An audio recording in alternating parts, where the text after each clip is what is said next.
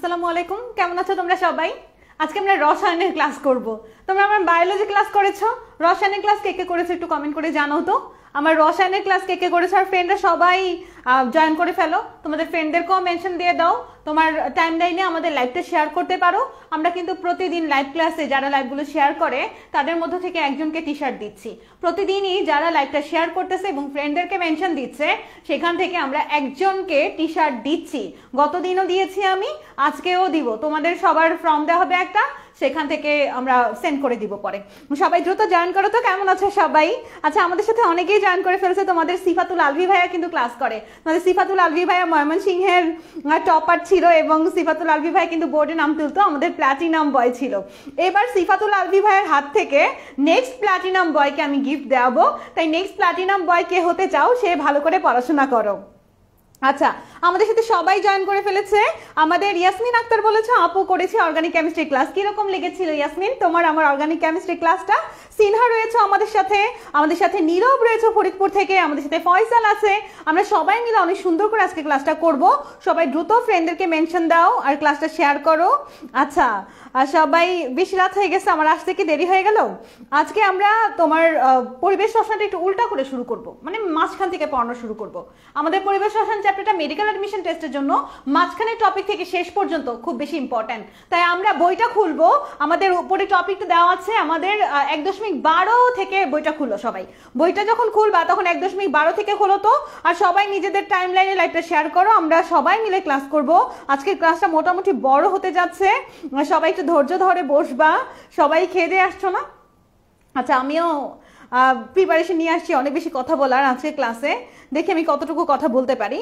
সবাই জয়েন করে ফেলো। আচ্ছা হ্যাঁ, আমাদের সবাই চলে আসছে, আমি ক্লাস শুরু করে দিচ্ছি তাহলে। হ্যাঁ, সবাই লাইভটা শেয়ার করেছো, ফ্রেন্ডদেরকে মেনশন দিয়েছো? ওকে, আর যারা লাইভে প্রেজেন্ট আছো তারা সবাই লাইভে একটা লাইক দাও তো। শুরুতে লাইভে একটা লাইক দিয়ে দিলে আমি বুঝতে পারবো যে তোমরা কয়জন লাইভটা করতেছো, ক্লাসটা কতজন স্টুডেন্ট করতেছো। আচ্ছা ঠিক আছে, সবাই বের করেছো বইটা বের করো। হাজারি স্যারের বইটা মাস্ট বের করতে হবে ক্লাস শুরুর আগে। আমাদের মেডিকেলের প্রিপারেশনটা আমরা বই ভিত্তিক, মূল বই ভিত্তিক নেওয়াই এবং মূল বই থেকেই মেডিকেল ভর্তি পরীক্ষায় কোশ্চেন আসে। এর জন্য সবাই মূল বইটা বের করো। মূল বই পড়া ছাড়া মেডিকেল ভর্তি পরীক্ষায় চান্স পাওয়া যায় না এবং এর বিকল্প কিছু নেই। সবাই যতই নোট পড়ো, গাইড পড়ো, যাই পড়ো না কেন, মূল বইটা ভালো করে পড়তে হবে এবং লাইন দাগায় দাগায় পড়তে হবে। তাই আমরা একদম মূল বই প্রেজেন্ট করে খুব সুন্দরভাবে বুঝায় পড়াই। সবাই দ্রুত জয়েন করো। আচ্ছা, সবাই জয়েন করে ফেলছো? ওকে, আমি আসলে আমার লাইভটা এখান থেকে দেখতে পাচ্ছি না, আরিফুল যেন কোথায় গেল। ঠিক আছে, আমি শুরু করে ফেলি। হ্যাঁ, আমি ক্লাস শুরু করে ফেলি। কে কে আসছে আমি সেটা দেখতে পারতেছি না এখনো। আচ্ছা ঠিক আছে, আমার লাইভটা বারবার কেটে যাচ্ছে নিচ থেকে। ওকে, আমি এখানে আজকে যে টপিকটা নিয়ে শুরু করতে যাচ্ছি সেই টপিকটা হচ্ছে আমাদের সিএফসির ওজন, সিএফসির ব্যবহার ও ওজন স্তর ক্ষয়। এই টপিকটা থেকে আমরা শুরু করতে যাচ্ছি। সিএফসির ব্যবহার ও ওজন স্তর ক্ষয় এই টপিকটা থেকে আজকে আমরা শুরু করব। আমাদের এই টপিকের মধ্যে খুবই ইম্পর্টেন্ট একটা কথা আছে, আমাদের ইম্পর্টেন্ট একটা ছক আছে মূলত। তবে এখানে দেখো কিছু বিজ্ঞানীর নাম দেওয়া আছে, কুরজেন, ম্যারিও মালিনা, শেরুড রোল্যান্ড, তারপরে হচ্ছে আমাদের সুসান সলোমান, তাই না? এনারা কিন্তু ক্লোনিংকে দায়ী করেছিলেন এবং এনারাই মূলত সিএফসি ইত্যাদি নিয়ে কাজ করেছেন। এখন এগুলো তোমার মনে রাখার সম্ভব না, এত কঠিন নাম। তাই আমি মনে রাখতাম সালমান খান, তারপরে হচ্ছে ক্রিস্টিয়ানো রোনাল্ডো, তারপরে রোনাল্ডো, মেসি, এইভাবে দিয়ে মনে রাখতাম। তোমরাও চাইলে এইভাবে দিয়ে মনে রাখতে পারো। তবে আমাদের খুব ইম্পর্টেন্ট একটা টপিক আছে পড়তে হবে, সেটা হচ্ছে 90s মেথড। আমরা এখন যেটা নিয়ে আলোচনা করব সেটা হচ্ছে 90s মেথড। এখানে দেখো আমাদের কিছু সিএফসি সংকেত দেওয়া আছে। এই সংকেতগুলো থেকে নাম বের করব। মানে যদি আমাকে সিএফসি 11 দেওয়া থাকে তাহলে এটা থেকে কিভাবে সংকেত বের করা যায় আমি সেটাই তোমাদের শেখাবো। সিএফসি 11, সিএফসি 12, সিএফসি 113, যেটাই হোক না কেন আমরা এই সংকেতটা থেকে এই সংকেতটা বের করবো। ঠিক আছে, চলো এটা সিস্টেমটা আমি উপরে লিখে দিছি, সবাই আমার সাথে সাথে লিখবা। হ্যাঁ, আজকে দেখো যদি পরীক্ষাতে এরকম থাকে সিএফসি 11, যদি থাকে সিএফসি 11 তাহলে তুমি সেই 11-র সাথে 90 যোগ করবা। সিএফসি 11-এর সাথে কত যোগ করব? 90 যোগ করব। যদি সিএফসি 113 দেওয়া থাকে তাহলে ওর সিএফসি 113-র সাথে আমরা কত যোগ করব? সিএফসি 113-র সাথে আমরা 90 যোগ করব। এটাকে 90s মেথড বলা হয়। তো আমরা চলো আমরা সিএফসি 113টাই বের করি। হ্যাঁ, সিএফসি 113 113 সাথে আমরা কত যোগ করব 90 যোগ করব 90 যোগ করলে আমাদের আসে কত বাচ্চারা যোগ বিয়োগের অঙ্ক পারো না 90 যোগ করলে আমাদের আসে কত 90 যোগ করলে কিন্তু আমাদের হয় 203 আসে কারো আচ্ছা 203 হয় সিএফসি এর সাথে 90 সিএফসি 113 এর সাথে 90 যোগ করলাম 203 হইলো এবং এখানে আমরা বসাই দিব CHF নিচে কি বসাই দিবা বাচ্চারা CHF C মানে কার্বন H মানে হাইড্রোজেন F মানে ফ্লোরিন এখন আমরা দেখি তো এই C বরাবর কার্বন কয়টা দেখাচ্ছে আমাদের কার্বন 2টা দেখাচ্ছে আমাদের হাইড্রোজেন আছে নাকি নাই হাইড্রোজেন শূন্য নাই ফ্লোরিন কয়টা ফ্লোরিন 3টা ওকে আমরা একটা প্যাটার্ন পেয়েছি এখন এখানে কার্বন কয়টা কার্বন 2টা আমি পরপর 2টা কার্বন লিখে দিলাম আমরা পরপর কয়টা কার্বন লিখে দিলাম পরপর 2টা কার্বন লিখে দিলাম কার্বনের হাত কয়টা বাচ্চারা কার্বনের হাত 4টা তুমি 4টা হাত দিয়ে দাও 4টা হাত দিয়ে দাও 4টা হাত দিয়ে দাও দিয়ে দেওয়ার পর আমাদের হাইড্রোজেন আছে এখানে কিন্তু আমাদের হাইড্রোজেন নাই যেহেতু আমাদের এখানে হাইড্রোজেন নাই তাহলে আমরা কি করব আমরা বাকি হাতগুলো কি দিয়ে ফিল আপ করব আমরা বাকি হাতগুলোতে আমরা ফ্লোরিন আছে 3টা ফ্লোরিন দিয়ে দিলাম 3টা ফ্লোরিন দিয়ে দেওয়ার পরে হাইড্রোজেনও শূন্য বাকি যে হাতগুলো আছে সেই হাতগুলো আমরা ক্লোরিন দিয়ে ফিল আপ করে দিব সেই হাতগুলো আমরা কি দিয়ে ফিল আপ করে দিব সেই হাতগুলো আমরা ক্লোরিন দিয়ে ফিল আপ করে দিব ক্লোরিন দিয়ে ফিল আপ করে দিব তাহলে ব্যাপারটা এখন কি আসলো আমাদের CFC 113 মানে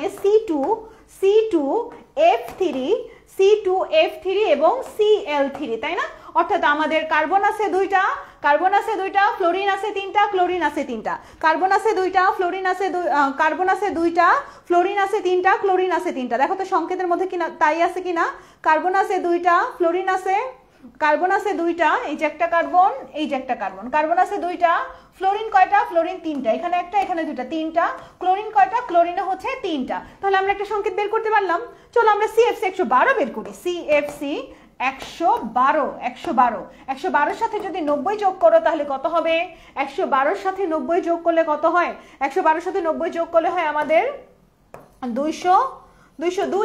202 এর পর আমরা কি করব CHF ওকে কার্বনের সংখ্যা কয়টা কার্বনের সংখ্যা 2টা তাহলে আমাদের ফ্লোরিন কয়টা ফ্লোরিনে হচ্ছে আমাদের 2টা ফ্লোরিন দিয়ে দিলাম হাইড্রোজেন আছে হাইড্রোজেন নাই তাহলে বাকি হাতগুলো কি দ্বারা ফিল আপ করবা বাচ্চারা বাকি হাতগুলো কিন্তু ক্লোরিন দ্বারা ফিল আপ করবা দ্যাট মিন্স আমাদের কার্বন 2টা ফ্লোরিন 2টা ক্লোরিনও 2টা কার্বন 2টা ফ্লোরিন 2টা ক্লোরিনও 2টা তাহলে দেখো সরি আমরা এখানে কি করেছি আমাদের তো 112 না আচ্ছা 112 যদি হইতো তাহলে ব্যাপারটা এরকম হইতো 112 যদি হইতো তাহলে ব্যাপারটা এরকম হইতো কিন্তু আমরা যদি বলি শুধু 12 আমরা যদি বলতাম শুধু 12 হইলে আমাদের কি হইতো শুধু 12 হইলে আমাদের এখানে 102 হয়ে যেত 102 হলে কার্বনের সংখ্যা কয়টা হতো কার্বনের সংখ্যা কিন্তু একটা হতো তাহলে একটা কার্বন কোনো হাইড্রোজেন নাই ফ্লোরিন কয়টা ফ্লোরিন হচ্ছে 2টা তাহলে বাকি 2টা হাতে আমরা কি দিয়ে দিব বাকি 2টা হাতে আমরা ক্লোরিন দিয়ে দিব দ্যাট মিন্স কার্বন একটা ফ্লোরিন 2টা ক্লোরিন 2টা তাহলে এমন করে যদি আমি তোমাকে যে কোনো একটা বের করতে বলি তাহলে তুমি বের করতে পারবা না তাহলে কিন্তু তুমি বের করতে পারবা তোমার সিস্টেমটা কি তোমার সংকেতের সাথে যে সংখ্যাটা দেওয়া থাকবে সেই সংখ্যার সাথে তুমি 90 যোগ করবা 90 যোগ করার পরে যেটা পাবা যোগফল তার নিচে CHF বসাবা সেটা বরাবর যেটা পড়ে কার্বন সেটার সংখ্যা হাইড্রোজেন আর এইভাবে বসাবা এরপর যদি আমাদের কার্বনের 4টা হাতের ভিতরে সবগুলো দেওয়ার পরে খালি হাত থেকে যায় সেই খালি হাতগুলো আমরা ক্লোরিন দিয়ে ট্রান্সফার করে দিব সেই খালি হাতগুলো আমরা কি দিয়ে ট্রান্সফার করে দিব বলো তো বাচ্চারা সেই খালি হাতগুলো কিন্তু আমরা ক্লোরিন দিয়ে ট্রান্সফার করে দিব 90s মেথড বুঝছি যারা বুঝছি একটু কমেন্ট করো বাচ্চারা 90s মেথড কি ক্লিয়ার সবার 90s মেথড ক্লিয়ার কিনা তোমাদের কাছে এখন আমি একটা কাজ যদি দেই তোমরা যদি আমি বলি তোমাদের যে আমাকে বের করে দেখাও আমাকে বের করে দেখাবা কি আচ্ছা বের করে না দেখালেও চলে বুঝছো কিনা সেটা আমাকে একটু জানাও তোমরা এটা বুঝছো কিনা একটু জানাও তো এই 90s মেথডটা একটু ইম্পর্টেন্ট টপিক ছিল এই যে এটা পারা দরকার আমাদের হ্যাঁ সবারই পারা দরকার আমি যদি তোমাকে বলি যে আমাকে SCFC 22 বের করে দেখাও আচ্ছা এটা বের করে দেখাও সবাই SCFC 22 বের করো দেখি পারো কিনা SCFC 22 বের করো HCFC 22 বের করার পরে এটার সাথে কত যোগ করবা, এটার সাথে তুমি 90 যোগ করবা, 90 যোগ করলে হয় কত, হয় হচ্ছে 112, 112, 112, 112 হইলে আমরা নিচে কত দিব, CHF দিব। একটু আগে আমরা কি পেয়েছিলাম, আমরা কিন্তু একটু আগে হাইড্রোজেন পাচ্ছিলাম না, হাইড্রোজেনের বেলায় শূন্য আসছিল, এখন হাইড্রোজেনের সামনে একটা 1 আছে। কার্বন কয়টা, এখন আমার কার্বন হচ্ছে একটা, কার্বনের হাত হচ্ছে 4টা, 4টা হাতের ভিতরে আমি একটা হাইড্রোজেন দিয়ে দিলাম, আরেকটা হাতে আমি ফ্লোরিন দিয়ে দিলাম, বাকি হাতে আমি কি দিব, বাকি হাতে আমি একটা করে ক্লোরিন দিব, বাকি হাতে আমি একটা করে ক্লোরিন দিব। তাহলে আমার সংকেতটা কিরকম হবে, তাহলে আমার সংকেতটা হবে CHFCl2, CHFCl2। দেখো তো পারছো কিনা, সবাই পারছো কিনা আমাকে একটু জানাও, এটা পারছো কিনা। ওকে ঠিক আছে, সুন্দর পারছো, ওকে ঠিক আছে, ওকে হ্যাঁ CHF2 দিয়েছো, F2 দিয়েছো, 112 তো কার্বনের, টোটাল হচ্ছে একটা হাইড্রোজেন আর বাকি দুটো হচ্ছে ফ্লোরিন, একটা হচ্ছে ক্লোরিন হবে না। ওকে কার্বনের হাত কয়টা, কার্বনের হাত হচ্ছে CH, কার্বনে একটা হাতে হচ্ছে আমাদের হাইড্রোজেন আর বাকি দুইটা হাতে আমাদের ফ্লোরিন, তাহলে আরেকটা হাতে ক্লোরিন হবে না, আরেকটা হাতে কিন্তু আমাদের ক্লোরিন হবে, আরেকটা হাতে ক্লোরিন হবে। তাহলে আমাদের সংকেতটা আসে কত, ওকে ঠিক আছে, এই তো CHFCl2, এই তো আমাদের CHFCl2। সবাই বলতে পারছো, নাইম হোসেন বলতে পারছো, তাকবীর বলতে পারছো, এই তো ক্লিয়ার না, ফকফকা না এই বিষয়টা। এই বিষয়টা আমি এখন তোমাকে যে কোনো সংকেত দিলে তুমি পারবা না, যে কোনো সংকেত দিলে তুমি পারবা। ওকে ক্লিয়ার, তাহলে আমরা এখানে আর থাকতেছি না, এই বিষয়টা ক্লিয়ার করার অনেক দরকার ছিল, এটা নিয়ে তোমাদের অনেকের ঝামেলা, আশা করি আজকে ক্লিয়ার হয়ে গেছে তোমাদের। এরপর আমরা এখান থেকে চলে যাচ্ছি, এখানে একটা বক্স আছে তোমরা দেখতে পাচ্ছ, এই বক্সের ব্যবহারগুলো আমাদের খুব ভালো করে পারতে হবে বাচ্চারা। CFC11 নরম ফোম তৈরির কাজে ব্যবহার করা হয়। বাসায় যে সোফা আছে না, গাড়ির সিটটা নরম নরম ফোম আছে না, এই নরম ফোম ব্যবহার করার ক্ষেত্রে, রেফ্রিজারেটরে, সবার বাসায় ফ্রিজ আছে, রেফ্রিজারেটর আছে, স্প্রে ক্যান আছে, তো এগুলাতে আমরা 11 ব্যবহার করি। 12 ব্যবহার করি কঠিন প্লাস্টিক ফোম, কিছু প্লাস্টিক ফোম আছে, রেফ্রিজারেটর, তারপর হচ্ছে রেফ্রিজারেটর, এয়ার কন্ডিশনার, বাসায় এসি আছে না, এসিটাও কিন্তু আমরা হচ্ছে এই 12টা ব্যবহার করি। এরপর 13 ব্যবহার করি গ্রিস গ্লু সার্কিট সোল্ডার ধুয়ে নেওয়ার কাজে, এটাতে 13 ব্যবহার করি। তাহলে কোনটা কি ব্যবহার করে, এই ছকটা কিন্তু খুবই ইম্পর্টেন্ট, তুমি 13টা মনে রাখতে পারো, 13 টাকার গ্রিস গ্লু সার্কিট সোল্ডারে, এটা দিয়েও মনে রাখা যায়, যে যেভাবে পারো মনে রাখো। এখানে কিছু ইম্পর্টেন্ট লাইন আমি দাগিয়ে দিয়েছি, দেখবা এখানে আরো কয়েকটা সংকেত দেওয়া আছে, তোমাদের বাসার কাজ, তোমরা বাসায় বের করবা। SCFC 142, SCFC 22, আমি দাগানো বইটা দিয়ে দিব, SCFC 124, এগুলো তোমাদের বাসার কাজ, এই বাসার কাজটা তোমাদের করে ফেলবা। 90s মেথড ইউজ করবা, 90 যোগ করবা, তারপরে CSF বসাই দিবা, তারপরে সংকেত বের করবা, আশা করি পারবা। CFC মানে কি, CFC মানে হচ্ছে ক্লোরোফ্লোরোকার্বন। CFC মানে কি বলো তো, CFC মানে হচ্ছে ক্লোরোফ্লোরোকার্বন, ঠিক আছে।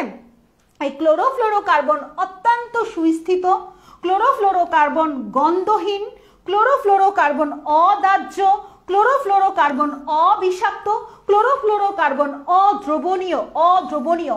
দ্যাট মিনস একটু খেয়াল করে দেখো, ম্যাক্সিমাম কথাই কিন্তু অ দিয়ে, তাই না, এটার বৈশিষ্ট্য অ দিয়ে অত্যন্ত সুস্থিত, অ দিয়ে গন্ধহীন মানে অগন্ধ, অ দিয়ে অদাহ্য, অ দিয়ে অবিষাক্ত, অ দিয়ে অদ্রবণীয়। তাহলে এগুলো একটু ভালো করে পড়ো, এখান থেকে আমাদের আর কিছু লাগবে না।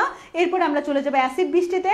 আমাদের বৃষ্টির পিএইচ এর মান যদি কমে যায়, মানে পানির পিএইচ কত, পানির পিএইচ তোমরা জানো, এই পানির পিএইচ এর মান থেকে অ্যাসিড বৃষ্টি হওয়ার সময় পিএইচ এর মানটা 5.61 হয়ে যায়। পিএইচ এর মানটা কত হয়ে যায় বলো তো, অ্যাসিড বৃষ্টিতে পিএইচ এর মান 5 কত হয়ে যায়, 5.61, অনেক কমে যায় পিএইচ এর মান। এবং আমাদের পানিতে যদি সালফার ডাইঅক্সাইড, নাইট্রিক অক্সাইড এগুলো দ্রবীভূত থাকে, তাহলে আমাদের অ্যাসিড বৃষ্টি হয়। অ্যাসিড বৃষ্টির রিডিং পড়তে পারো একবার। মাটির উপাদান দেখো, মাটির উপাদান ক্যালসিয়াম, অ্যালুমিনিয়াম, জিঙ্ক, ফসফরাস যৌগকে অ্যাসিড বৃষ্টি ধুয়ে নিয়ে মাটিকে অনুর্বর করে দেয়। ওটা হচ্ছে অ্যাসিড বৃষ্টি হয়েছে, অনেক বেশি পরিমাণে অ্যাসিড পড়ছে বৃষ্টির সাথে, মানে অ্যাসিড বৃষ্টি হয়েছে।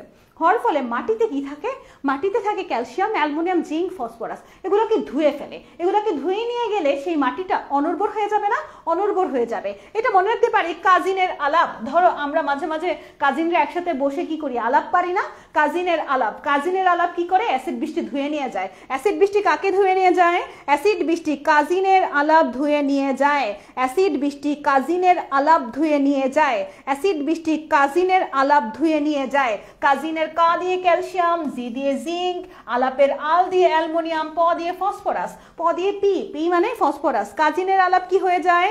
কাজিনের আলাপ ধুয়ে যায়। অ্যাসিড বৃষ্টিতে কাজিনের আলাপ ধুয়ে যায়, এটা ভালো করে মনে রাখতে পারলেই হয়েছে।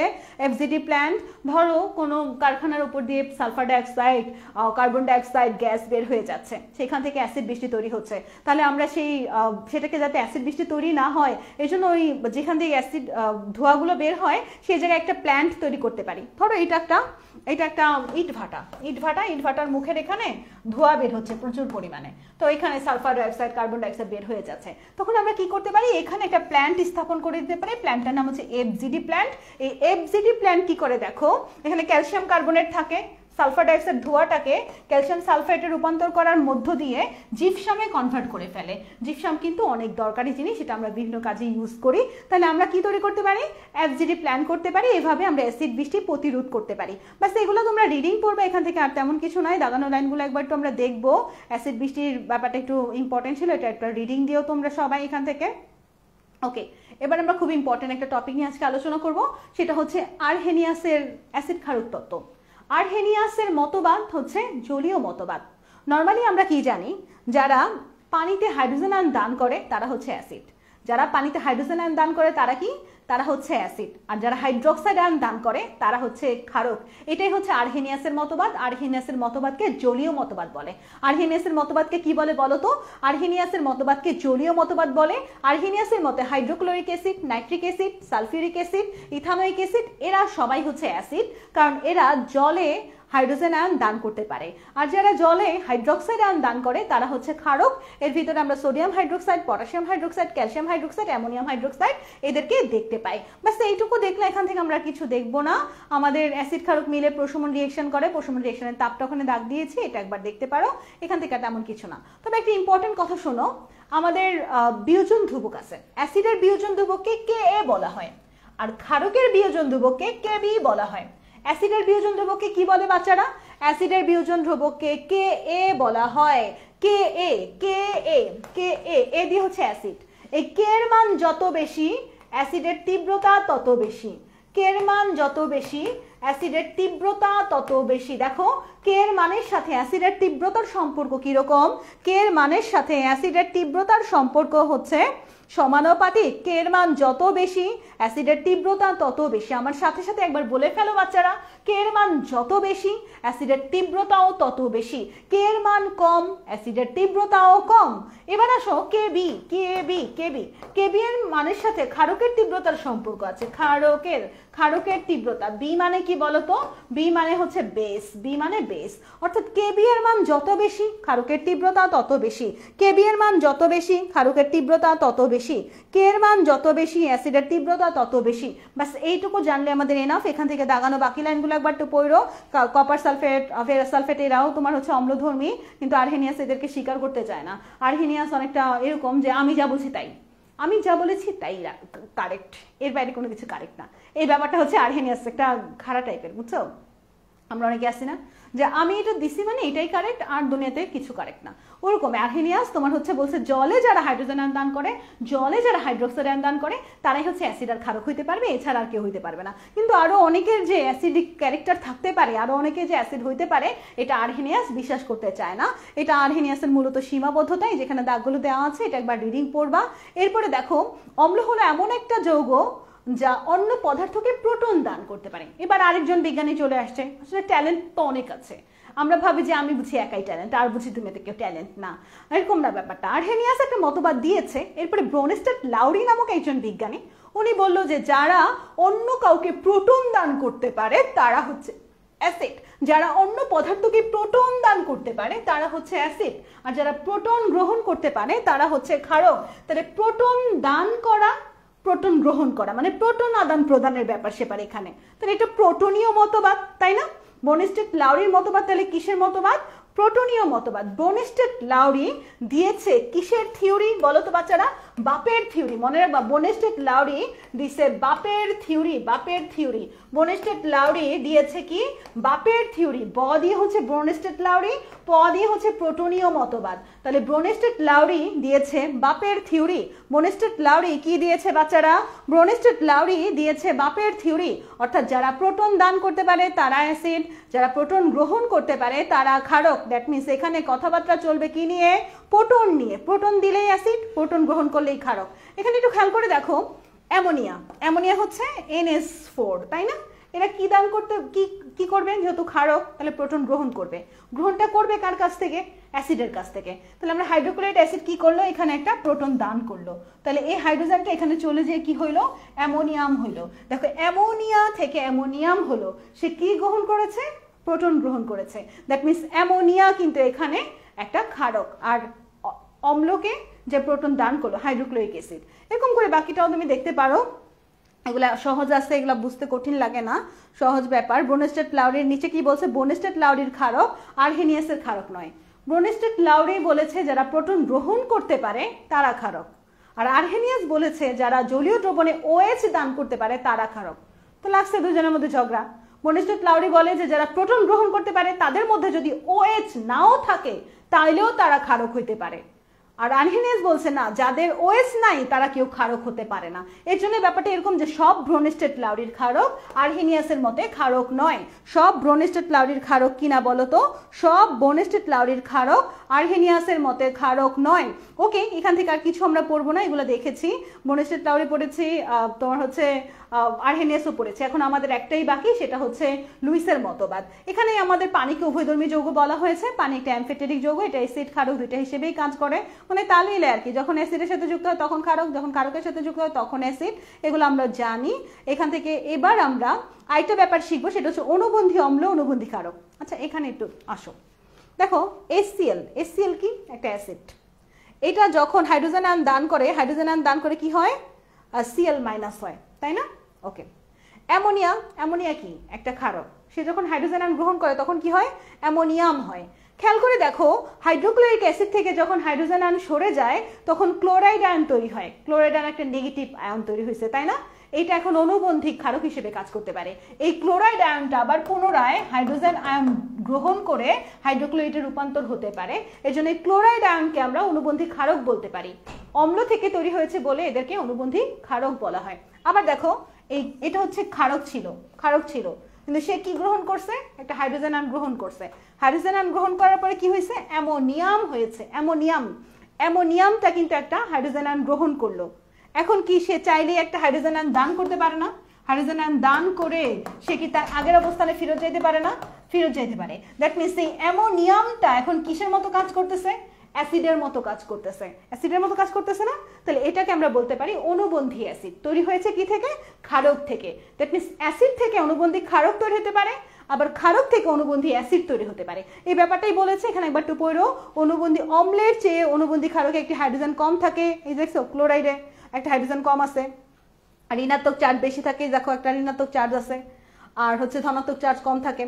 ক্ষারকের চেয়ে অনুবন্ধী অম্লে, এটা অনুবন্ধী অম্ল, হাইড্রোজেন পরমাণু বেশি আছে। দেখো অ্যামোনিয়া থেকে এখানে অ্যামোনিয়াম, একটা হাইড্রোজেন বেশি আছে, এবং ঋণাত্মক চার্জ কম, ধনাত্মক চার্জ বেশি, পজিটিভ আয়ন আছে। তাহলে এই দুইটা জিনিস একসাথে দেখলে আমরা আশা করি এটা বুঝতে পারবো। এটা একদমই সহজ একটা বিষয়। এখান থেকে আমরা আর কিছু পড়বো না, আমরা শেষের দিকে চলে যাব। তার আগে এখানে কিছু সবল অ্যাসিডের এক্সাম্পল আছে। তোমরা সবল অ্যাসিড, দুর্বল অ্যাসিডের ব্যাপারটা শুনছো। যাদের কে এর মান বেশি তারাই হচ্ছে তীব্র, যাদের কে এর মান কম তারা দুর্বল। ম্যাক্সিমাম ক্ষেত্রে আমরা জৈব অ্যাসিডকে দুর্বল অ্যাসিড দেখি। ম্যাক্সিমাম ক্ষেত্রে আমরা কি দেখি বলো তো? আচ্ছা তাসিফা বলছো ধীরে পড়াইতে, বিরাট বড় চ্যাপ্টার, ধীরে পড়াইতে গেলে তো সমস্যা। আচ্ছা ঠিক আছে, মাথার উপর দিয়ে যাবে, অনেক বড় চ্যাপ্টার, এই জন্যই চাইছিলাম এটা 2টা ক্লাস নিতে। ওকে ঠিক আছে, তাহলে আমি ধীরে পড়াই। হ্যাঁ তোমরা থাকো, আমি আস্তে আস্তে পড়াই, ধীরেই পড়াই তাহলে। ওকে, তোমরা সবাই ফ্রেন্ডদেরকে একবার মেনশন দাও, আমি ধীরেই পড়াচ্ছি। আচ্ছা অ্যাসিড, তীব্র অ্যাসিড আছে কিছু, দুর্বল অ্যাসিড আছে কিছু। দেখো এখানে সবল অ্যাসিড কারা?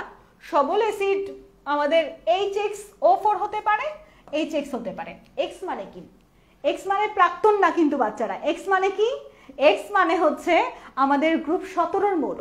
X মানে কি বলো তো? X মানে কি প্রাক্তন না গ্রুপ 17 মৌল? আচ্ছা ঠিক আছে, আমি শুভঙ্কর দাস ধীরে পড়াচ্ছি। আমাদের এক্স মানে কি প্রাক্তন নাকি গ্রুপ 17 মৌল? আজকে থেকে আমরা ভুলে যাব এক্স মানে কোনো প্রাক্তন না, এক্স মানে গ্রুপ 17 মৌল। আমার সাথে সাথে কে একমত? এক্স মানে প্রাক্তন না, এক্স মানে গ্রুপ 17 মৌল। এক্স মানে প্রাক্তন না, এক্স মানে গ্রুপ 17 মৌল। এক্স মানে প্রাক্তন না, এক্স মানে গ্রুপ 17 মৌল। ওকে, এখন আমরা এখানে এই যে দেখো এইচ বলতে এটার সাথে আমরা ফ্লোরিন, ক্লোরিন, ব্রোমিন, আয়োডিন যুক্ত করতে চাচ্ছি, কিন্তু তীব্র অ্যাসিডের ক্ষেত্রে ফ্লোরিনটা বাদ দিতে হবে। তীব্র অ্যাসিডের ক্ষেত্রে ফ্লোরিন বাদে বাদ বাকি যারা আছে তারা সবাই তীব্র acid, hydrochloric acid, hydrobromic acid, hydroiodic acid. এবং এখানে আরেকটা আছে অক্সাইড, এটা হচ্ছে HXO4, এটা অক্সিজেন যুক্ত অ্যাসিড। এখানেও আমরা ফ্লোরিনটা বাদ দিয়ে বাকিগুলো হচ্ছে অক্সিজেন যুক্ত করে দিব।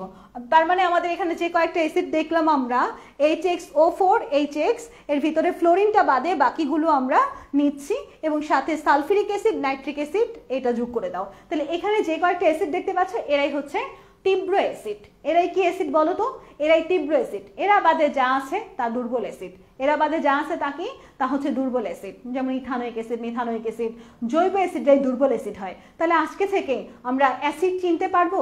সবল অ্যাসিড কারা, দুর্বল অ্যাসিড কারা? বাচ্চারা সবল অ্যাসিড কারা? HXO4 অথবা HX, ফ্লোরিন আলা বাদে। তাহলে কি থাকে? ক্লোরিন, ব্রোমিন, আয়োডিন, এই তিনটা দিয়ে আমাদের অ্যাসিডগুলো তৈরি হবে। ঠিক আছে, এটাই হচ্ছে তীব্র অ্যাসিড। সাথে আমরা সালফিউরিক অ্যাসিড আর নাইট্রিক অ্যাসিডটা যোগ করে দিব। ওকে, এইটুকু হয়েছে আমাদের, এখান থেকে আর কিছু না। তাহলে আমরা সবল অ্যাসিড চিনতে পেরেছি, সবল ক্ষার, সকল ধাতুর অক্সাইড। গ্রুপ 1 আর 2 এর গুলো হচ্ছে তীব্র ক্ষার হিসেবে কাজ করে মূলত। গ্রুপ 1 আর 2 তো জানোই, হালিনাকে রুবি সাজিয়ে ফেলেছে। বিরিয়ানি মোগলাই কাবাব সরিয়ে বাটিতে রাখো, এরা সবাই হচ্ছে এদের হাইড্রোক্সাইড গুলো বা অক্সাইড গুলো তোমার তীব্র ক্ষার হিসেবে কাজ করে। তাহলে তীব্র অ্যাসিড, তীব্র ক্ষার আমরা চিনে ফেলেছি। এখান থেকে আমরা আর কিছু দেখবো না। আমাদের লাস্টে একটা মতবাদ আছে, সেটা হচ্ছে ইলেকট্রনীয় মতবাদ। ইলেকট্রনীয় মতবাদটা হচ্ছে লুইসের মতবাদ। বাচ্চারা দেখো তো, লুইস লিখতে একটা কি অক্ষর আছে মাঝে? লুইসের মাঝে রস্যই আছে না? রস্যই দিয়ে কি লেখা যায়? রস্যই দিয়ে লেখা যায় ইলেকট্রনীয় মতবাদ। অর্থাৎ যারা ইলেকট্রন জোর দান করতে পারে তারা হচ্ছে ক্ষারক, আর যারা ইলেকট্রন গ্রহণ করতে পারে, একজোড়া ইলেকট্রন গ্রহণ করতে পারে, তারা হচ্ছে অ্যাসিড। এখন আমরা কি চলে আসছি? ইলেকট্রনীয় মতবাদে। যারা একজোড়া ইলেকট্রন দান করতে পারে তারা হচ্ছে ক্ষারক, যারা একজোড়া ইলেকট্রন গ্রহণ করতে পারে তারা হচ্ছে অ্যাসিড। বুঝছো কথাটা? ওকে, তাহলে যারা একজোড়া ইলেকট্রন দান করতে পারে, লুইস অ্যাসিড হলো এমন যারা একজোড়া ইলেকট্রন গ্রহণ করে, অ্যাসিড গ্রহণ করতেছে এখন। আর ক্ষারক হচ্ছে একজোড়া ইলেকট্রন দান করে, অর্থাৎ একজোড়া ইলেকট্রনের ব্যাপার সেপার। এখানে এই লুইসের মতবাদটা হচ্ছে ইলেকট্রনীয় মতবাদ। বাস এইটুকু জানলে হয়েছে। এখন কারা ইলেকট্রন দান করে, কারা ইলেকট্রন গ্রহণ করে, তোমরা এখানে দেখতে পাচ্ছ কিছু এক্সাম্পল দেওয়া আছে। আমরা এখানে কার্বন ডাইঅক্সাইড, সালফার ডাইঅক্সাইড, এই যে এরা সবাই হচ্ছে ইলেকট্রন, একজোড়া ইলেকট্রন গ্রহণ করে, কারণ এদের শেষ কক্ষপথে অষ্টক পূরণ থাকে না। যেহেতু অষ্টক পূর্ণ থাকে না, তাই তারা একজোড়া ইলেকট্রন গ্রহণ করতে পারে। একজোড়া ইলেকট্রন যারা গ্রহণ করে তারাই হচ্ছে লুইসের মতে অ্যাসিড, আর যারা একজোড়া ইলেকট্রন দান করে তারা লুইসের মতে ক্ষারক। এখানে যে এরা সবাই একজোড়া ইলেকট্রন দান করতে পারে, এদের মাথার উপরে একজোড়া করে ইলেকট্রন আছে, মুক্ত জোড়া ইলেকট্রন আছে, এরা ইলেকট্রন দান করতে পারে যে কোনো ভাবে। ক্লোরিনও কি করতে পারে? একটা নিয়ে তারপরে দান করে, শেষ কক্ষপথে একটা ইলেকট্রন নিয়ে। অর্থাৎ যারা একজোড়া ইলেকট্রন দান করে তারা হচ্ছে ক্ষারক, যারা একজোড়া ইলেকট্রন গ্রহণ করে তারা হচ্ছে অ্যাসিড। এই অ্যাসিড ক্ষারকের এক্সাম্পল গুলো দেখবো। এরপরে আমরা আরেকটা জিনিস খেয়াল করব। দেখো, এতক্ষণ তো 3টা মতবাদ পড়লাম। ফার্স্টের মতবাদ হলো আর্হেনিয়াসের মতবাদ, এরপরে দেখলাম ব্রোনস্টেড-লাউরির মতবাদ, এরপরে দেখলাম লুইসের মতবাদ। এখন আমরা একটা সিস্টেম ফলো করব। এই সিস্টেমের মধ্য দিয়ে আমরা কয়েকটা লাইন মাথার ভিতরে সেট করব। সকল আর্হেনিয়াসের অ্যাসিড লুইসের ব্রোনস্টেড-লাউরির মতো অ্যাসিড, সকল ব্রোনস্টেড-লাউরির অ্যাসিড লুইসের মতো অ্যাসিড, কিন্তু সকল লুইসের অ্যাসিড ব্রোনস্টেড-লাউরির মতো অ্যাসিড না, সকল ব্রোনস্টেড-লাউরির অ্যাসিড আর্হেনিয়াসের মতো অ্যাসিড না। ব্যাপারটা এরকম, আর্হেনিয়াস যা বলেছে ব্রোনস্টেড-লাউরি তা মেনে নিয়েছে, ব্রোনস্টেড-লাউরি যা বলেছে লুইস তা মেনে নিয়েছে, কিন্তু লুইস যা বলেছে ব্রোনস্টেড-লাউরি তা মানেনি, ব্রোনস্টেড-লাউরি যা বলেছে আর্হেনিয়াস তা মানেনি। দ্যাট মিনস সকল আর্হেনিয়াসের অ্যাসিড ক্ষারক, ব্রোনস্টেড-লাউরির মতেও অ্যাসিড ক্ষারক, সকল ব্রোনস্টেড-লাউরির অ্যাসিড ক্ষারক, লুইসের মতেও অ্যাসিড ক্ষারক, কিন্তু সকল লুইসের অ্যাসিড ক্ষারক ব্রোনস্টেড-লাউরির মতে অ্যাসিড ক্ষারক না, সকল ব্রোনেস্টেড লাউরির অ্যাসিড ক্ষারক আর্হিনিয়াসের মতো অ্যাসিড ক্ষারক না। এই সিস্টেমটা ফলো করো তো সুন্দর করে। ABLটা খুবই ইম্পর্টেন্ট। আজকের অনেকগুলো লাইন তোমার এটার মধ্যে ক্লিয়ার হবে। ABLটা অনেক ইম্পর্টেন্ট, তাড়াতাড়ি পড়ো। আচ্ছা ওকে ঠিক আছে, ABLটা আমরা একটু ভালো করে দেখছি, এখান থেকে আমরা কিছু দেখবো না, এক্সাম্পলগুলো দাগানো লাইনগুলো দেখতে পারো। এটা একটা ইম্পর্টেন্ট টপিক ছিল আজকে আমাদের। এরপর আসো এখানে কি আছে, মিঠা পানির উৎস ও গুরুত্ব। এখানে মেডিকেল ভর্তি পরীক্ষায় সংখ্যা টংখ্যা আসে, হ্যাঁ এগুলো দেখলে মনে হয় না যে না পরীক্ষাটা আর দিব না, এগুলো দেখলে আর ভালো লাগে না। দেখো এখানে কিছু সংখ্যা দেওয়া আছে, হিমবাহ আর তুষার আচ্ছাদন 74% মিঠা পানির উৎস, ভূগর্ভস্থ পানি হচ্ছে 22.22%, বিভিন্ন হ্রদ থেকে 0.3%, বায়ুতে বৃষ্টিরূপে থাকে 0.035%, বিভিন্ন নদীতে থাকে 0.03%। তো এখানে যে পার্সেন্টেজগুলো আমরা দেখতে পাচ্ছি এটা আমরা তোমার একটা নেমোনিকের মাধ্যমে পড়তে পারি। এটা মনে রাখো, নদী ও বৃষ্টির হৃদয়ে ঠাঁই পায়নি হিমু। হিমুর কথা মনে আছে তোমাদের? আচ্ছা হিমুর সাথে কি রূপার মিল হয়েছিল? কমেন্ট করো বাচ্চারা, হিমুর সাথে কি রূপার মিল হয়েছিল নাকি হয়নি? হিমুর সাথে কি রূপার মিল হয়েছিল নাকি হয়নি শেষ পর্যন্ত? দেখো, নদী আর বৃষ্টির হৃদয়ে ঠাঁই পায়নি হিমু। হিমু আসলে কারো হৃদয়েই ঠাঁই পায় না। হিমু রূপার সাথে হিমুর মিল হইলে ভালো হইতো, রূপাই হিমুকে বরঞ্চ ভালোবাসছে, আর কেউই ভালোবাসেনি। অর্থাৎ আমাদের এখানে বৃষ্টি আর নদীর হৃদয়ে ঠাঁই পায়নি হিমু। আমরা ছোট থেকে বড় দিকে যাব। নদী দিয়ে 0.03%, বৃষ্টি দিয়ে হচ্ছে 0.035%, আর হৃদয় দিয়ে হচ্ছে হ্রদ হচ্ছে 0.3%, ঠাঁই দিয়ে আমাদের কিছু নাই। পাইনি দিয়ে ভূগর্ভস্থ পানি 22.2%, হিমু দিয়ে হচ্ছে হিমবাহ 74%। অর্থাৎ ছোট থেকে বড় দিকে গেলাম আমরা, হ্যাঁ ছোট থেকে বড় দিকে গেলাম, এখান থেকে আর কিছু পড়বো না। এরপর দেখো ভূগর্ভস্থ পানি আমরা কোথা থেকে পাই? ভূগর্ভস্থ পানি আমরা বালিশিলা স্তর থেকে পাই, বেডরক থেকে পাই। ভূগর্ভস্থ পানি আমরা আর্টেসিয়ান বেসিন থেকে পাই। ভূগর্ভস্থ পানি আমরা কোথা থেকে পাই সেটা দেখলাম। এটা মনে রাখবো ব দিয়ে মনে রাখা যায়। ব দিয়ে হচ্ছে ভূগর্ভস্থ পানি পাওয়া যায় বালিশিলা থেকে, ভূগর্ভস্থ পানি পাওয়া যায় বেডরক থেকে, ভূগর্ভস্থ পানি পাওয়া যায় বেসিন থেকে। বাস এইটুকু দেখো, এখান থেকে আমরা আর কিছু দেখবো না। এইটুকু হইলে হয়েছে এই জায়গাতে আমাদের। এরপর আমরা একটা ইম্পর্টেন্ট টপিকে চলে যাব, সেটা হচ্ছে আমাদের সারফেস ওয়াটার বিশুদ্ধতার মানদণ্ড। আমাদের কিছু খড় পানি আছে আর কিছু হচ্ছে তোমার মৃদু পানি আছে। পানি কেন খড় হয়? পানি খড় হওয়ার কারণ হচ্ছে পানিতে দ্বিধনাত্মক ক্যাটায়ন যুক্ত থাকলে সেই পানিকে খড় পানি বলে। ক্যাটায়ন বলতে calcium ion, magnesium ion, iron ion এগুলো যুক্ত থাকতে পারে। তো এই খড় পানিকে তোমার হচ্ছে পানিকে ফুটায় ক্ষরতা দূর করা যায়, তবে সেটা অস্থায়ী ক্ষরতা, স্থায়ী ক্ষরতা ফুটায় দূর করা যায় না। পানি কখন স্থায়ী ক্ষর আর কখন অস্থায়ী ক্ষর হয় সেটা নিয়ে একটু কথা বলি। দেখো, ক্যালসিয়াম, ম্যাগনেসিয়াম, আয়রন, এই আয়নগুলোর ক্লোরাইড ও সালফেট যদি পানিতে দ্রবীভূত থাকে, calcium chloride, calcium sulphate, magnesium chloride, magnesium sulphate এইভাবে যদি দ্রবীভূত থাকে তাহলে সেটা হচ্ছে স্থায়ী ক্ষরতা। আয়ন এক্সচেঞ্জ পদ্ধতি করে দূর করতে হয়, এটা ফুটায় দূর করা যায় না। কিন্তু যদি calcium bicarbonate, magnesium bicarbonate, iron bicarbonate আকারে থাকে তাহলে সেটা হচ্ছে অস্থায়ী ক্ষরতা, এটা ফুটিয়ে দূর করা যায়। তাহলে ক্ষরতা কয় রকমের? ক্ষরতা হচ্ছে দুই রকমের, একটা স্থায়ী ক্ষরতা আর একটা হচ্ছে অস্থায়ী ক্ষরতা। স্থায়ী ক্ষরতা হচ্ছে তোমার ফুটিয়ে দূর করা যায় না, অস্থায়ী ক্ষরতাটা ফুটিয়ে দূর করা যায়। তোমরা ক্যাটলি দেখেছো না, চা বানানোর ক্যাটলির নিচের দিকে বয়লার স্কেল তৈরি হতে দেখছো, ভারী হয়ে যায়, বয়লার স্কেল তৈরি হয় ক্যাটলির নিচের দিকে। এই বয়লার স্কেল তৈরি হওয়ার কারণ হচ্ছে তোমার এই অস্থায়ী ক্ষরতা, বুঝছো? লাসাতিলার নীতি অনুসারে বয়লার স্কেল তৈরি হয়। বাস এইটুকু জানলে হয়েছে। এখানে দেখো কি আছে, এখানে আছে আমাদের পানির ক্ষরতা দুই রকমের, একটা হচ্ছে অস্থায়ী ক্ষরতা, একটা স্থায়ী ক্ষরতা। অস্থায়ী ক্ষরতা কেন হয়? পানিতে যদি আমরা দেখি যে ক্যালসিয়াম ম্যাগনেসিয়াম এরা বাইকার্বনেট আকারে থাকে তাহলে সেটা অস্থায়ী ক্ষরতা, আর ক্যালসিয়াম ম্যাগনেসিয়াম যদি ক্লোরাইড আর সালফেট আকারে থাকে তাহলে সেটা হচ্ছে স্থায়ী ক্ষরতা। তাহলে কোনটা অস্থায়ী ক্ষরতা কোনটা স্থায়ী ক্ষরতা বুঝলাম না আমরা? অস্থায়ী ক্ষরতাটা ফুটিয়ে দূর করা যায়, আর স্থায়ী ক্ষরতাটা আয়ন এক্সচেঞ্জ পদ্ধতিতে স্থায়ী ক্ষরতা দূর করা যায়। ঠিক আছে? তাহলে এইটুকু আমরা দেখেছি, এখান থেকে আর কিছু নয়। এই দাগানো লাইনগুলো একটু একবার রিডিং পড়তে পারো, আমাদের খুব ইম্পর্টেন্ট একটা বক্স আমরা খুব ভালো করে পড়বো। দেখো, বিওডি এর মান, বদের মান, বিওডি বায়োলজিক্যাল অক্সিজেন ডিমান্ডের মান, পানির অবস্থা কীরকম। যদি বিওডি এর মান 1 থেকে 2 মিলিগ্রাম পার লিটার হয় তাহলে পানি খুবই ভালো অবস্থায় আছে, 3 হলে মোটামুটি ভালো অবস্থায় আছে, 3 হলে মোটামুটি ভালো, 6 হলে ডব্লিউএইচ এর মতে অনুমোদিত মাত্রা, 10 হলে দূষণ মাত্রা খারাপ, আর 20 হলে খুবই খারাপ। তাহলে আমরা কি করব, আমরা এখান থেকে 1, 3, 6, 10, 20, আমার সাথে সাথে বলো তো 1, 3, 6, 10, 20, 1, 3, 6, 10, 20, ব্যাপারটা দেখো, 1, 3, 3 এর ডাবল 6, 10 এর ডাবল 20, 1, 3, 6, 10, 20। এরপর আমরা পড়ব খুব দেখো খুবই, খুবই দাগ দাও, মোটা দাগ দাও, ডব্লিউএইচ দাগ দাও, খারাপ দাগ দাও, খুবই খারাপ দাগ দাও, গোল্লা দাও। তারপরে বলো আমার সাথে সাথে, খুব মোটা হওয়া খারাপ, খুবই খারাপ, খুব মোটা হওয়া খারাপ, খুবই খারাপ, খুব মোটা হওয়া ভালো, খুব মোটা হওয়া খারাপ, খুবই খারাপ। 1, 3, 6, 10, 20, খুব মোটা হওয়া খারাপ, খুবই খারাপ। খুব দিয়ে হচ্ছে খুবই ভালো, মোটা দিয়ে মোটামুটি ভালো, হওয়া দিয়ে হো ডব্লিউএইচ এর মতে খুব মোটা হওয়া খারাপ, খারাপ দূষণ মাত্রা খারাপ হচ্ছে 10 হইলে, খুবই খারাপ হচ্ছে 20 হইলে। তাহলে খুব মোটা হওয়া খারাপ, খুবই খারাপ, এই মানগুলো আমরা একটু একবার দেখবো, তারপরে 1, 3, 6, 10, 20 এইভাবে পড়ে ফেলবো। এখান থেকে আমাদের আর কিছু লাগবে না, এগুলো আমরা পড়েছি। এরপরে আমরা চলে যাচ্ছি নিচের দিকে।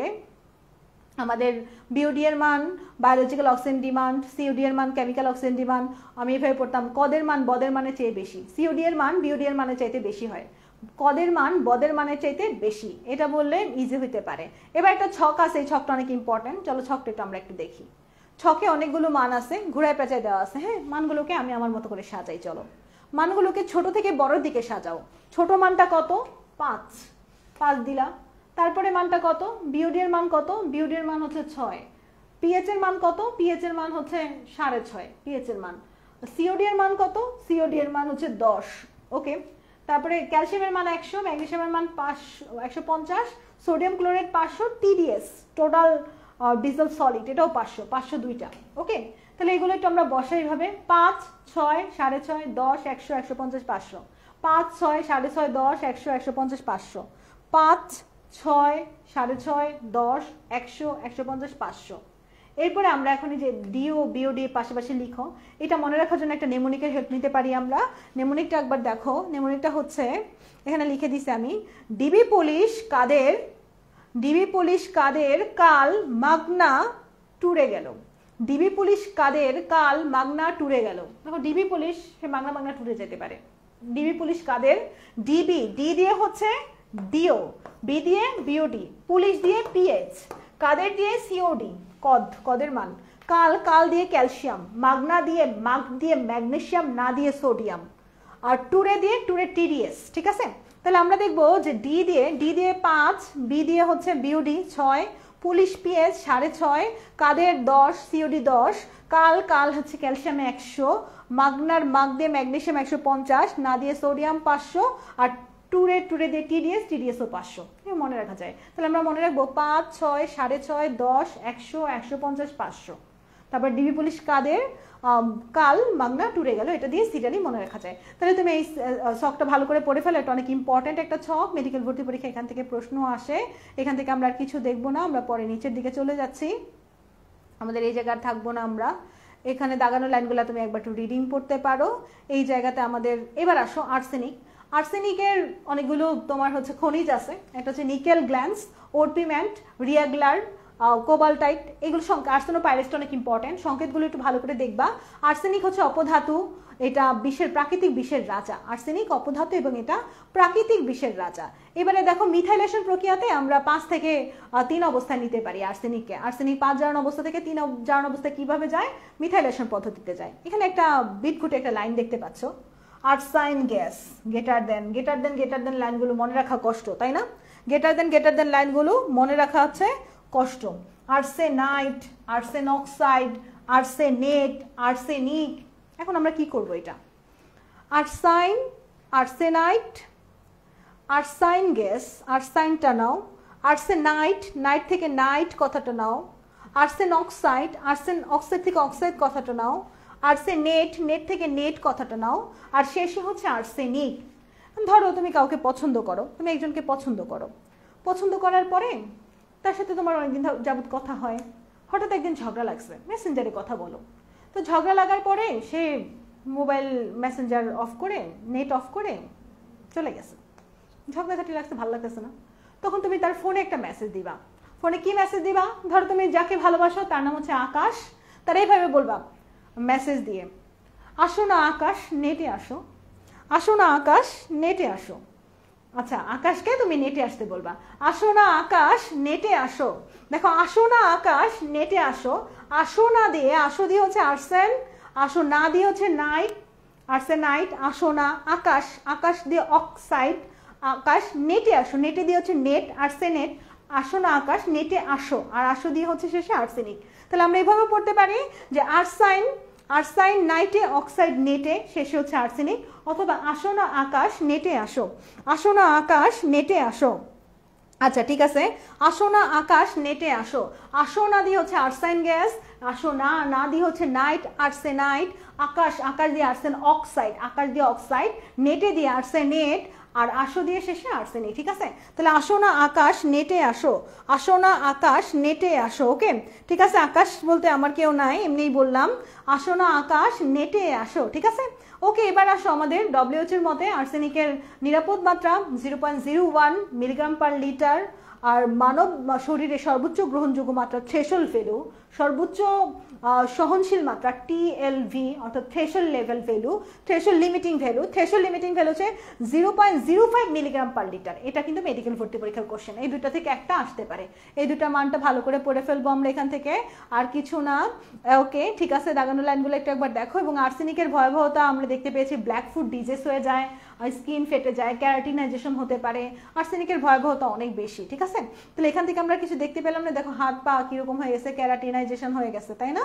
ওকে, এরপর আমরা এখানে দেখতে পাচ্ছি মনুষ্য কার্সিনোজেন বলা হয়, মানে আর্সেনিক ক্যান্সার সৃষ্টি করে, মেইন কথা আর্সেনিক মনুষ্য কার্সিনোজেন।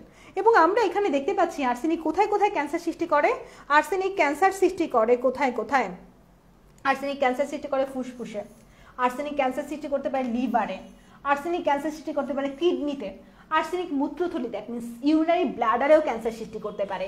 অর্থাৎ আমরা এইভাবে পড়তে পারি, ক্লাসে ক্যান্সার, ক্লাসে কি সৃষ্টি করতে পারে বলো তো? ক্লাসে ক্যান্সার সৃষ্টি করতে পারে আর্সেনিক। ক্লাসের কে দিয়ে হচ্ছে কিডনি, এল দিয়ে হচ্ছে লিভার, এল দিয়ে হচ্ছে লাংস ফুসফুস, ইউ দিয়ে হচ্ছে ইউরিনারি ব্লাডার, আর এস দিয়ে হচ্ছে স্কিন অর্থাৎ ত্বকে। তাহলে আমাদের আর্সেনিক কোথায় কোথায় ক্যান্সার সৃষ্টি করতে পারে? আর্সেনিক ক্লাসে ক্যান্সার সৃষ্টি করতে পারে। আর্সেনিক কোথায় কোথায় ক্যান্সার সৃষ্টি করতে পারে বলো তো? আর্সেনিক ক্লাসে ক্যান্সার সৃষ্টি করতে পারে, আর্সেনিক ক্লাসে ক্যান্সার সৃষ্টি করতে পারে। ক্লাস কে দিয়ে কিডনি, এল দিয়ে লাং লিভার, ইউ দিয়ে ইউরিনারি ব্লাডার, এস দিয়ে কি? এস দিয়ে হচ্ছে স্কিন। অর্থাৎ আর্সেনিক এই জায়গাগুলোতে ক্যান্সার সৃষ্টি করতে পারে। এবং আর্সেনিকের দুইটা বিষক্রিয়া, একটা হচ্ছে অ্যাকিউট বিষক্রিয়া আর একটা হচ্ছে ক্রনিক বিষক্রিয়া। তোমরা অ্যাকিউট আর ক্রনিক বলতে কি সেটা বুঝো না। আচ্ছা ধরো তুমি একটা ভার্সিটিতে ভর্তি হয়েছো মাত্র, ভর্তি হওয়ার পরেই তুমি কাউকে দেখে একদম তার প্রতি ফিদা হয়ে গেছো, তাই তোমার ভালো লেগে গেছে, তার ইচ্ছা তুমি বাঁচবা না, তার জন্য তোমার রাতে ঘুম হয় না, তার জন্য তোমার মাথা ব্যথা করে, তার জন্য তোমার বুক ধরফর করে, তার জন্য তুমি চিন্তা করতে করতে বমি করে দাও, মাঝে মাঝে ডায়রিয়া হয়ে যায়, খাবার দাবার ঠিক মতো খেতে পারতেছো না। মাত্র তুমি কলেজে ভর্তি হয়েছো, এই মুহূর্তেই তোমার এই অবস্থা, মানে কয়েকদিনের মধ্যে, সেটা হচ্ছে অ্যাকিউট অবস্থা। এবার ক্রনিক অবস্থা বলতে কি বোঝায়? ধরো তুমি অনেক দিন যাবত পড়াশোনা করতেছো একসাথে, তোমার ফ্রেন্ড একসাথে, তোমরা রিডিং পার্টনার, অনেকদিন পড়াশোনা করছো, কিন্তু তোমাদের ভিতরে কিছু নাই, হ্যাঁ কিছু নাই, কিন্তু তোমাদের ভিতরে একটা মায়া কাজ করে। তুমি তার ছাড়া খাবার খেতে গেলে তোমার তাকে মনে পড়ে, কোনো একটা ভালো দোকানে কিছু একটা দেখলে তার কথা মনে পড়ে। এইভাবে আস্তে আস্তে তোমাদের 5-6 বছর শেষ, পড়াশোনা শেষ, ডাক্তার হয়ে বের হয়ে গেছো। ডাক্তার হয়ে বের হয়ে যাওয়ার পরে এখন বিয়ে শাদী করবা, কিন্তু কাউকে মনের মতো খুঁজে পাচ্ছ না। হঠাৎ করে রাতের বেলা তোমার মনে পড়লো তোমার সেই ফ্রেন্ডের কথা, যেই ফ্রেন্ডের সাথে তুমি একসাথে পড়তা। আল্লাহ, আমি এত খুঁজে বেড়াচ্ছি, কাউকে খুঁজে পাচ্ছি না, আমার তো ওই ফ্রেন্ডটাই তো আছে, ওকেই তো আমি ভালোবাসি। এই যে 5 বছর পরে যে ফিলিংস একটু একটু করে হয়েছে, এই ফিলিংসটা হচ্ছে ক্রনিক ফিলিংস।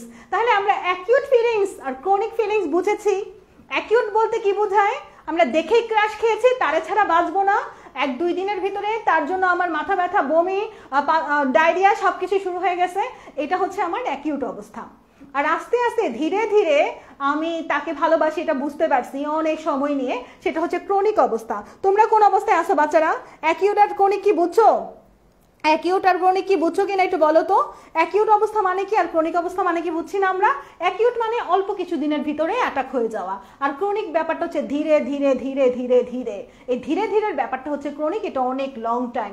আচ্ছা যাই হোক, এখানে দেখো অ্যাকিউটের ক্ষেত্রে কি হয়। অ্যাকিউটের ক্ষেত্রে আমাদের বমি হতে পারে, ডায়রিয়া হতে পারে, পরিপাকতন্ত্রের সমস্যা হতে পারে।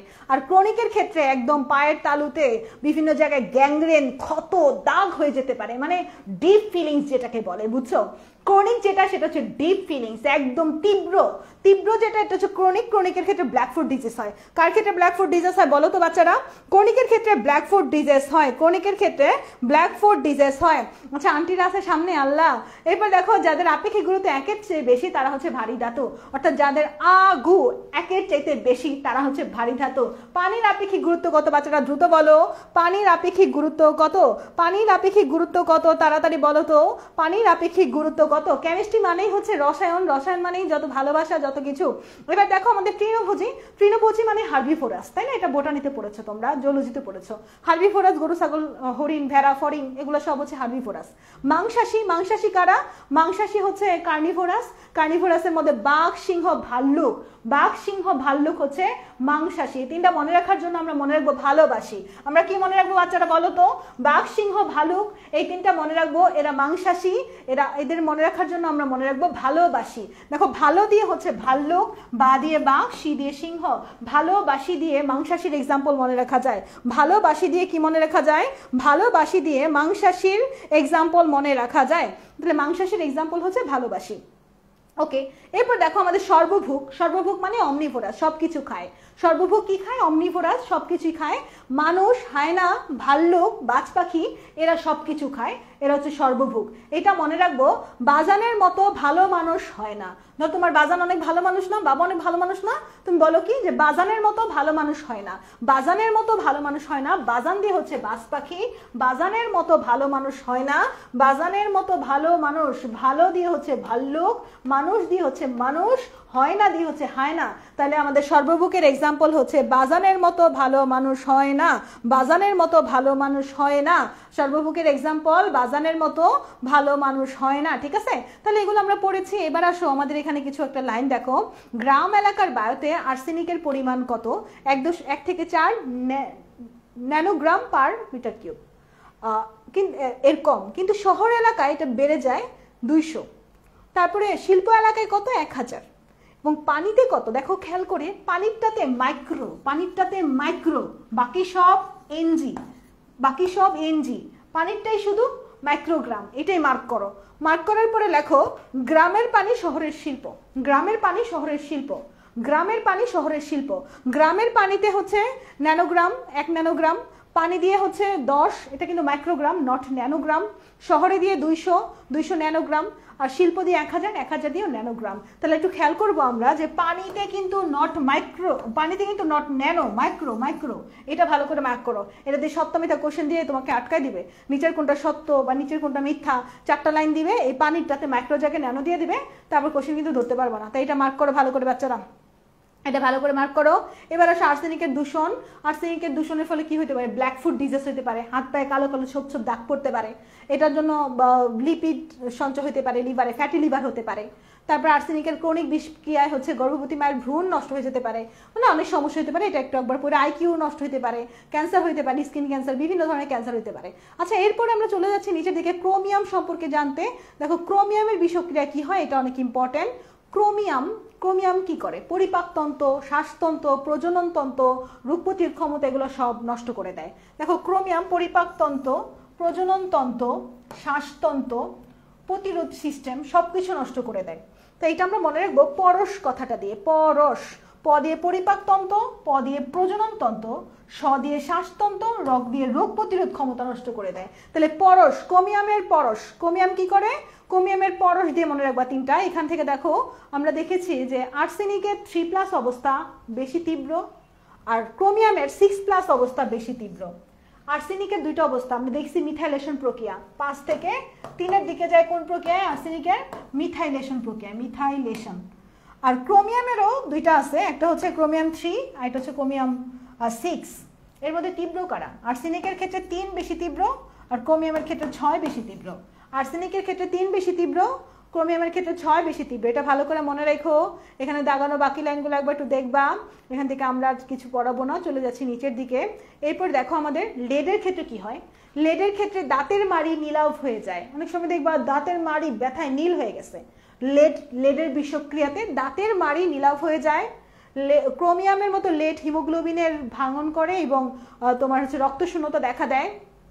আর্সেনিকের মতো লেড দিয়ে হচ্ছে মৃত সন্তান প্রসব হয়, মৃত সন্তানটা গোল্লা দাও।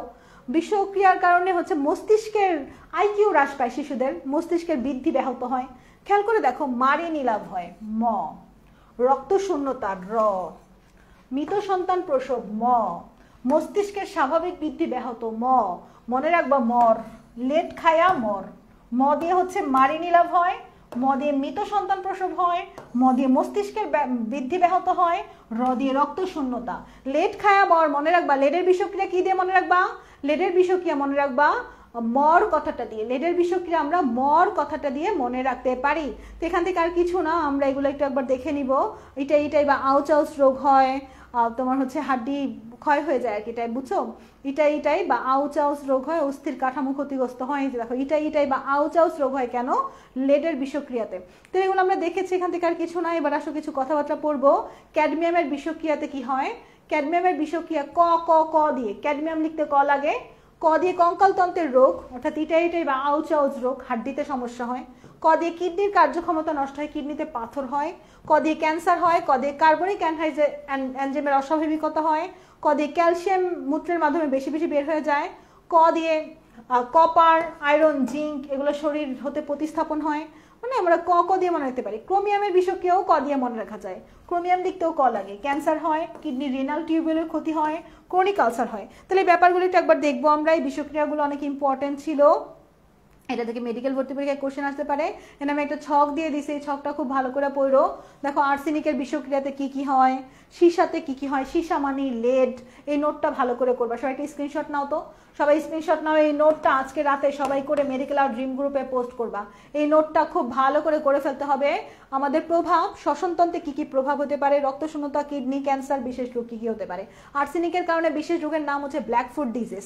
সীসার কারণে অর্থাৎ লেডের কারণে দাঁতের মাড়ি নীলাভ হয়ে যায়, বাচ্চাদের আইকিউ হ্রাস পায়। ক্যাডমিয়াম ইটাই বা আউচাউস রোগ হয়, এটাকে অস্টিওপোরিসিস বলে, অর্থাৎ হাড্ডি ক্ষয় হয়ে যায়। ক্রোমিয়াম দিয়ে হচ্ছে আমাদের ক্রনিক ক্রোমেট লাং অ্যানিমিয়া এগুলো হতে পারে। এরপর দেখো আমাদের শ্বসনতন্ত্রে কি করে আর্সেনিক। পালমোনারি ইডিমা, ব্রঙ্কাইটিস করে, এটা একটা রোগ। পালমোনারি ইডিমা করতে পারে, ফুসফুস ফুলে যায়, পানি জমে যায়, ব্রঙ্কাইটিস হতে পারে, আর অনেক সমস্যা হতে পারে। ক্যাডমিয়াম তোমার হচ্ছে শ্বসনতন্ত্রে ক্যাডমিয়ামের ক্রিয়া বাধাপ্রাপ্ত হয়। তারপরে আমাদের ব্রঙ্কাইটিস হতে পারে ক্রোমিয়ামের জন্য, ব্রঙ্কাইটিস একটা রোগ। রক্তশূন্যতা, সবটার ক্ষেত্রে রক্তশূন্যতা আছে, ক্যাডমিয়ামের জন্য রক্তশূন্যতা নিয়ে কিছু বলা নাই। কিডনিতে আর্সেনিক কার্যক্ষমতা হ্রাস করে, সীসাও কার্যক্ষমতা হ্রাস করে, ক্যাডমিয়াম পাথর করে, আর ক্রোমিয়াম রেনাল টিউবুলের ক্ষত করে। মানে গুছানো একটা নোট, বুঝছো? এটা তোমাদের বইয়ের পড়াই গুছাই দেওয়া হয়েছে খালি। ক্যান্সার কোথায়? আর্সেনিকের কারণে।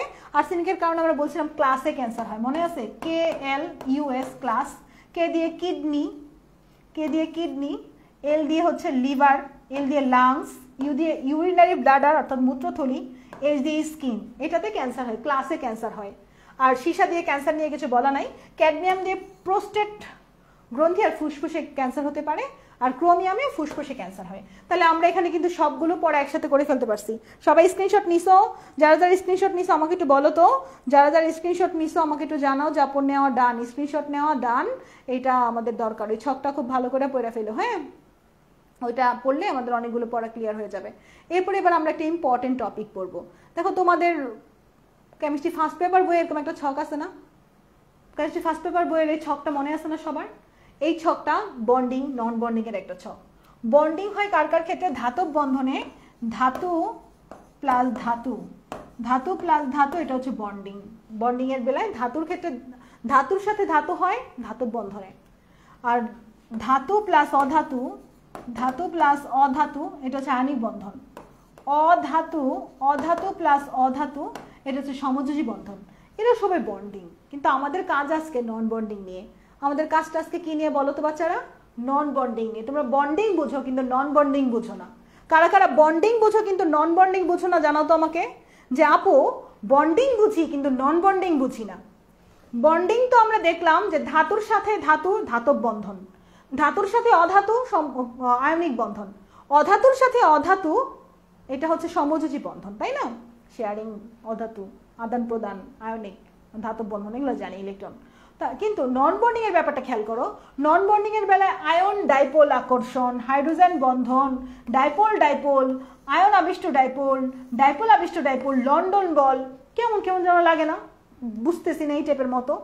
আচ্ছা, তোমরা আয়নিক যৌগের কথা জানো, তাই না? আয়নিক যৌগ জানো, সমযোজী যৌগের কথাও জানো। আয়নিক যৌগের ক্ষেত্রে আমরা পোলার শব্দটা ইউজ করতে পারি। আয়নিক যৌগের ক্ষেত্রে আমরা কি ইউজ করতে পারি? পোলার শব্দটা ইউজ করতে পারি। সমযোজীর ক্ষেত্রে আমরা অপোলার শব্দটা ইউজ করতে পারি। আচ্ছা, তোমরা কি তড়িৎ ঋণাত্মকতা পড়েছো কখনো?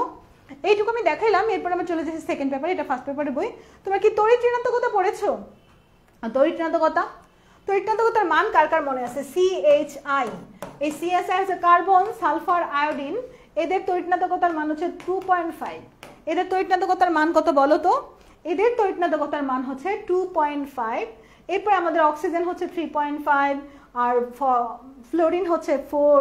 এই মানগুলো আমরা জানি। নাইট্রোজেন 3, ক্লোরিন 3, ফসফরাস, হাইড্রোজেন 2.1, এই মানগুলো কিন্তু আমরা সবাই জানি, তাই না? এগুলো মুখস্থ করবা। মানে একটা ব্যাপার খেয়াল করো, তড়িৎ ঋণাত্মকতার পার্থক্যের মান যদি 5 এর চেয়ে কম হয়, 0.5 এর চেয়ে কম হয়, তড়িৎ ঋণাত্মকতার পার্থক্যের মান যদি 0.5 এর চেয়ে কম হয়, তাহলে সেটা অপোলার। সেটা কি বলো তো? অপোলার। আর তড়িৎ ঋণাত্মকতার পার্থক্যের মান যদি 0.5 এর চেয়ে বেশি হয়, তাহলে সেটা পোলার।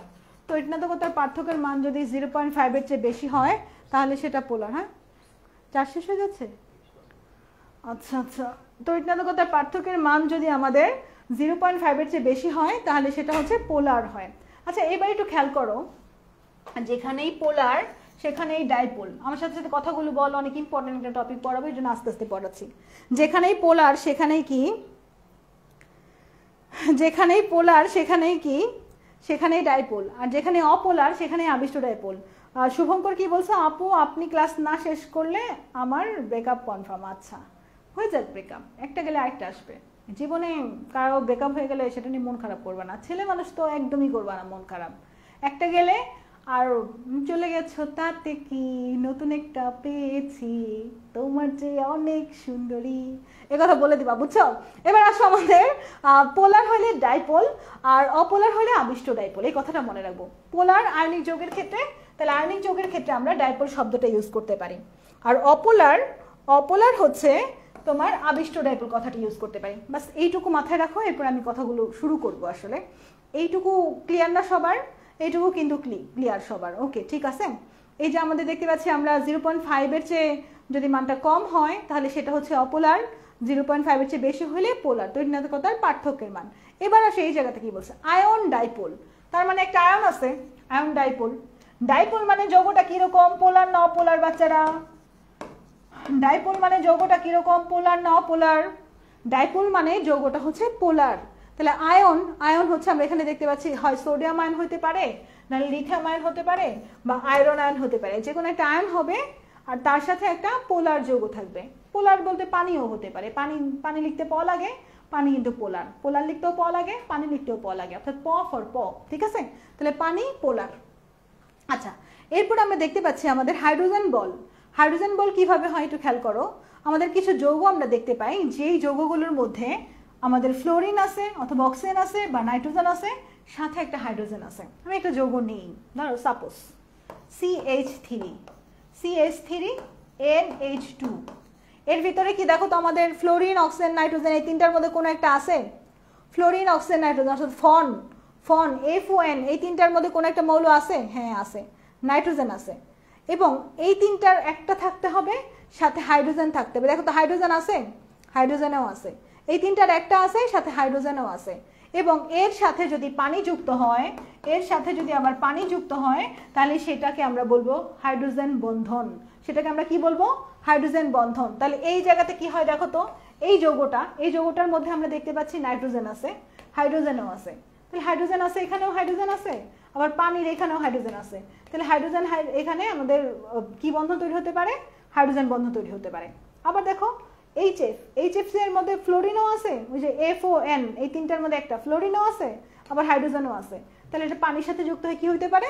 হাইড্রোজেন বন্ড তৈরি হতে পারে। তাহলে হাইড্রোজেন বন্ডটা কোথায় হয় সেটা আমরা দেখলাম, এখান থেকে আমরা আর কিছু দেখব না। এরপরে দেখো কার্বন হাইড্রোজেনের যৌগ থাকলে সেটা হচ্ছে অপোলার। কার্বন হাইড্রোজেনের যৌগ বলতে মিথেন বলতে পারি আমরা, CH4 মিথেন। মিথেন কিন্তু আমাদের অপোলার যৌগ, তাই না? মিথেন অপোলার যৌগ। মিথেনে আমাদের সমযোজী বন্ধন তৈরি হয়, অপোলার হলে আবিষ্ট ডাইপোল। আর কার্বন হাইড্রোজেনের সাথে যদি অন্য কোনো মৌল থাকে, কার্বন হাইড্রোজেনের সাথে যদি আমাদের অন্য কোনো মৌল থাকে তাহলে সেটা কি হবে? কার্বন হাইড্রোজেনের সাথে, হ্যাঁ এটা অনেক বড়, এই অধ্যায়টা অনেক বড়। কার্বন হাইড্রোজেনের সাথে যদি অন্য কেউ থাকে তাহলে সেটাকে আমরা পোলার বলতে পারি। এখন একটা যৌগ দেখো এখানে কি আছে, CHCl3। CHCl3 একটা যৌগ। এই CHCl3 এর ভিতরে কার্বন আছে, হাইড্রোজেন আছে, সাথে আমাদের কি আছে? অন্য একটা মূলক আছে, ক্লোরিন আছে। তাহলে এটা আমাদের পোলার যৌগ হবে, পোলার। পোলার এটার জন্য আমরা কি ইউজ করব? ডাইপোল। ডাইপোল ইউজ করব। তারপরে আমাদের দেখো CH3 CHO, এটা তো কার্বন হাইড্রোজেন আছে, আবার অন্যও আছে, অক্সিজেনও আছে। তাহলে এটার জন্য আমরা কি ইউজ করব? ডাইপোল। তাহলে আমাদের এখানে এই যৌগটা ক্লোরোফর্ম আর হচ্ছে ইথানেল, ক্লোরোফর্ম আর ইথানেলের মধ্যে কোন ধরনের বন্ড? এখানে আমাদের ডাইপোল ডাইপোল বন্ড। শুধু কার্বন হাইড্রোজেন থাকলে আবিষ্ট ডাইপোল, কিন্তু কার্বন হাইড্রোজেন ব্যতীত অন্য কেউ থাকলে তাহলে সেটা হবে আমাদের শুধু ডাইপোল। তাহলে এখানে যে দুইটা যৌগ আছে এই দুটার মধ্যে আমাদের কি হলো? আমাদের শুধু ডাইপোল হলো। ওকে, ঠিক আছে। এরপর দেখো আয়ন আবিষ্ট ডাইপোল। এখানে আমরা একটা আয়ন দেখতে পাচ্ছি, এখানে একটা আয়ন আছে, আয়রন আয়ন। আয়ন আবিষ্ট ডাইপোল। আমাদের অক্সিজেন আছে, অক্সিজেন O2 নিজেদের মধ্যে শেয়ারিং এর মাধ্যমে যুক্ত হয় না? O2 নিজেদের মাধ্যমে শেয়ারিং এর মাধ্যমে যুক্ত হয়। তাহলে এখানে সমযোজী বন্ধন কাজ করে না? সমযোজী বন্ধন। আর সমযোজী বন্ধন মানে কি? অপোলার না? সমযোজী বন্ধন মানে অপোলার। অপোলার মানে আবিষ্ট ডাইপোল। অপোলার মানে কি বলো তো? আবিষ্ট ডাইপোল। তাহলে আমরা এখানে একটা আয়ন দেখতে পাচ্ছি এবং আয়নের সাথে আমরা অক্সিজেন দেখতে পাচ্ছি, এটা হচ্ছে আয়ন আবিষ্ট ডাইপোল। ঠিক আছে, আয়ন আবিষ্ট ডাইপোল এই জায়গাতে দেখছো, এটা আর দেখবো না আমরা। এরপরে আসো বিস্তরণ বল। যদি দুইটাই হচ্ছে আমাদের অপোলার থাকে তাহলে সেটাকে বিস্তরণ বল বলা হয়। আবিষ্ট ডাইপোল প্লাস আবিষ্ট ডাইপোল হয়, এটাকে লন্ডন বলও বলা হয়। বাস এইটুকু জানো আপাতত। এই জায়গায় আমরা শেষ দিকে আসি। এবার আসো আমাদের আদর্শ গ্যাস আর বাস্তব গ্যাস নিয়ে কথা। তোমাদের মনে হয় আজকে ক্লাস বড় হয়ে যাচ্ছে। আমি 2টা ক্লাস নিয়েছিলাম বা 3টা ক্লাস নিয়েছিলাম, একটা প্লে লিস্ট আছে, আমি তোমাদের আপলোড দিয়ে দিব না। আমার ফোনের চার্জ শেষ, এখন ফোন বন্ধ হয়ে যাবে। এইটার দাগানো বই আর তোমাদের হচ্ছে এই ক্লাসের প্লে লিস্টটা আমি এখনই আপলোড দিয়ে দিতেছি। হ্যাঁ, একটা প্লে লিস্ট আছে, আমি তোমাদের আপলোড দিতেছি। ওকে, ঠিক আছে, আল্লাহ হাফিজ।